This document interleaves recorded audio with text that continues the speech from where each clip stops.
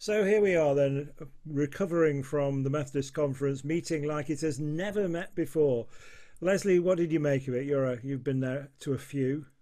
I've been to a few, yes. Well, it was, as you say, like none other. And I think a lot of us were really quite doubtful about how effective it could be as a conference. And probably that was where the conference office was as well. So we were only going to do essential business, and the timing was pared down really very substantially. I think in the event, we were all surprised how effective we could confer to an extent. We could certainly deal with business. It wasn't, as some of us had feared, just a sense of rubber stamping, but there was some really good, robust debate going on.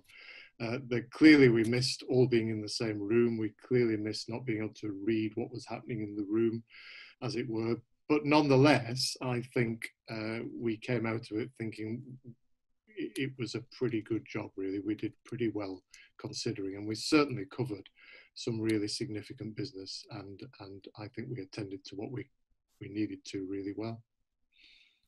So you've been to quite a few conferences like me. Three of our district reps, that was their first opportunity to go to conference. Where are we, David? What was your impression? I really enjoyed it. I mean, before coming to conference, I was concerned that there wouldn't be enough time for conferring and conversation, but there was. I think I was particularly pleased that we had quite a few EDI motions, that's equality, diversity and inclusion, including one that I was a signatory to, that introduced a new monitoring process for stationing and EDI issues. So that was really pleasing. And I was also really pleased that the young people had a voice at the conference and were listened to and spoke really powerfully to conference. That's always reassuring to see. And Sandra? Yeah, I mean, my first impressions were that it was brilliant to be there. It was a really, it felt like a privilege to be there, really. But it also taught me how much I don't know, but gave me the desire to find out more and to fill in those gaps so that I'm in a better position to spread that knowledge to the people in the local church. And Alison, your first go as well. I had nothing to compare it with, so while Zoom was new to everybody, it was my first time, so it was the first time I'd done it. I was happy that we'd got the WhatsApp group and we had our 9 o'clock early meeting, got lost in quite a few places, missed the fact that I was part of something business. Like Sandra, that it was a privilege for me to go. I was very impressed by the young people, how articulate they were, and that they felt very passionate about how our money was invested in fossil fuels and how it shouldn't be, and how they spoke passionately about that. I found singing to myself very bizarre.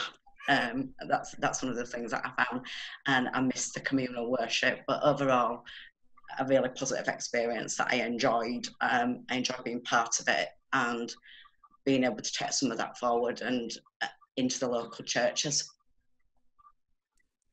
Normally conference, one of the highlights of conference is the weekend, Saturday, Sunday, the opening, the induction of the new president, vice president, and then on the Sunday, the conference service, reception into full connection, and then the ordination services. This year, that was all truncated and squashed into Saturday. The president is from our own district, Richard Teal. His address, any thoughts about what he was saying to us as a church? What was the most important thing for him, Alistair? I was going to comment, actually, not only on Richard's address, but also on Carolyn's address as the vice president. And actually the way that those two addresses actually spoke into 3 items of business which actually came through the conference. Because both Richard and Carolyn challenged us in a sense to think about how we are church today and how we will be church. So Richard spoke a lot about our orientation as Christians, the disorientation that we're going through and how we reorient ourselves. And actually with some helpful reflections from the Psalms to help us do that. So embedded in scripture and in worship. And Carolyn encouraged us to think about actually how we behave as church. And the three items of business that really spoke to me through the week, that at first might not sound as if they're particularly linked: how we do governance, God for all, which is about how we do mission and evangelism, and then the EDI, the Equality, Diversity and Inclusion discussions that we had as well. And they're all about how we be church rather than do church. And I think this is a really good time to reflect on that. So I was pleased with the way that that Richard and Carolyn, in their leadership, helped us to do that. One of the things that was a real sadness, I know, for a lot of people, and particularly those involved, those who were due to be ordained this year. Ian, I mean, you look back on your own ordination, and like me, will remember the feeling of being, received into full connection in front of a large group of people, and then the special service. Feeling for the ordinands who weren't ordained, now redefined in a new way, but nonetheless a meaningful way of acknowledging a stage in their ministry. I think it was quite different and quite visibly so. Remembering when I stood in front of the conference to be received, that the hairs stand up on the back of your neck when everybody stands up. And of course they didn't have that. But in many ways, we saw more of them than you would do in a normal year, as we went through that group of presbyters, of deacons, and of those from other connections becoming part of our church, actually acknowledging the vows that they were taking individually, rather than it just being a group of people sat at the front. They became people, and people in their own right, and having those names. And I can't imagine how they must feel knowing that they're now in full connection, but most of them are not yet ordained.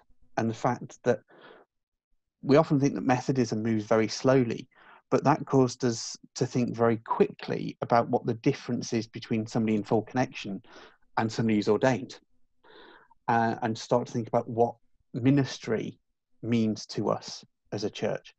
And of course, that was one of the reports we didn't take, was looking at what ministry is.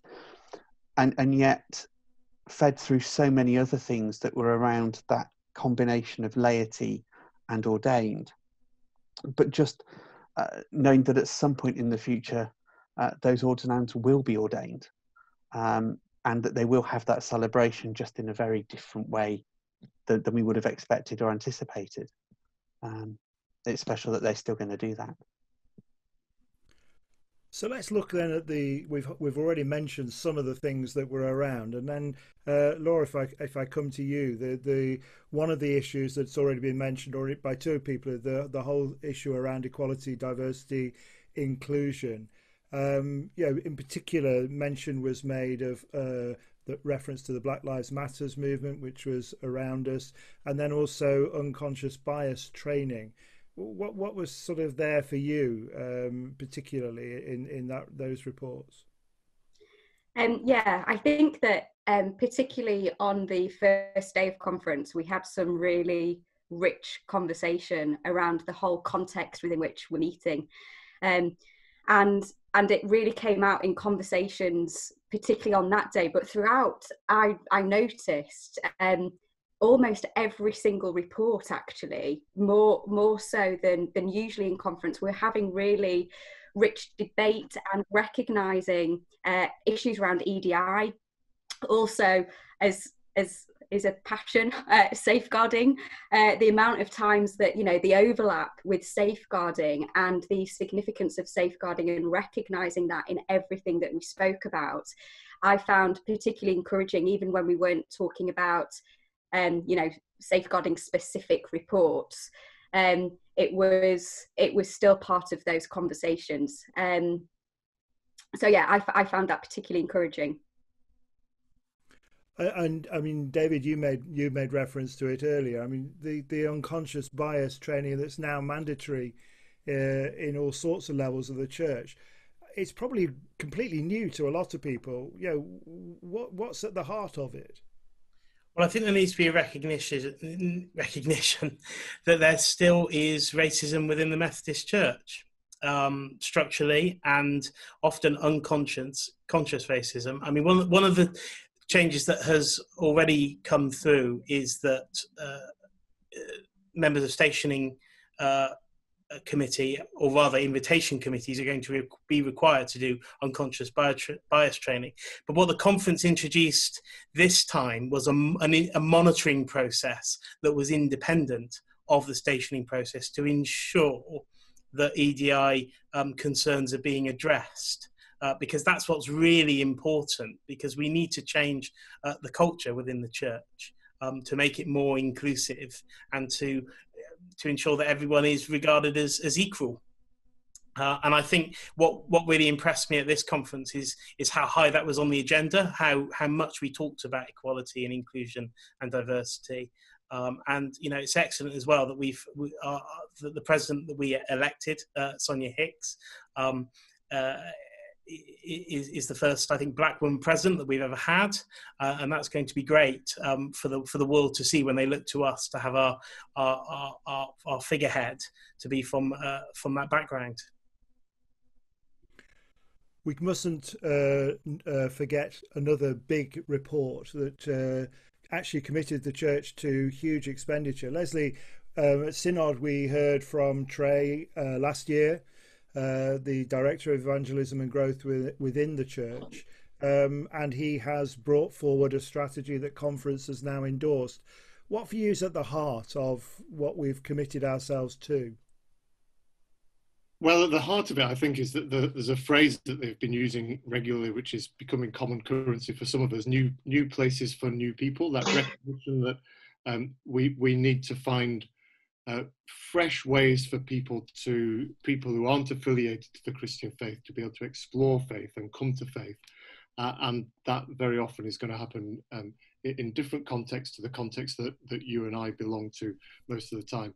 But the other really key aspect of it, I think, is the whole issue around church at the margins, to recognise that as a Methodist church, too often we've stepped away from some of the communities that need us the most, and the parts of our communities and our nation, indeed, that are really at the margins because of poverty or because of racial issues or whatever, and a real commitment from the church, which I rejoice in, that says, no, we want to be there, and we're actually going to invest money to be there, and we're going to not just go and be, we're not just going to go and tell them this is how you do church, but we're going to actually encourage them to be church together, and for leaders within those communities at the margins now to rise up and to be equipped. So I think that's really exciting for the future, that we're making that commitment to say we want to change fundamentally who we are as church, and what has been at our centre we want to move to the edge, and what's been at the edge we want to move to the centre.